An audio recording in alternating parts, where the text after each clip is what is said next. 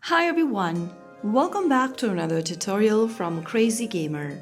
Today in this episode we will be learning how to update EA Sports FC mobile application to its latest version on your Android device or your iOS device. Updating FC Mobile regularly ensures you get the latest gameplay improvements, bug fixes, and new features.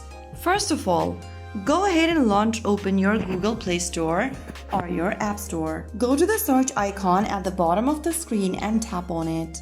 In the search bar that pops up at the top, type in FC Mobile. You will then come across the search results. Look for EA Sports FC Mobile football game over here at the very top and open up its info section. Here, if you have an update to download, you will see an update button. Tap on it if you find it there, and you will be able to download the latest version of EA Sports FC Mobile football game.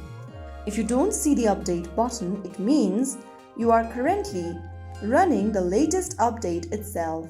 So that's how super easy it is to download the latest version of FC Mobile application on your Android or iOS device. If you found the video helpful, don't forget to like, share, and subscribe to our channel. I will be back again in the next episode. Thank you for watching.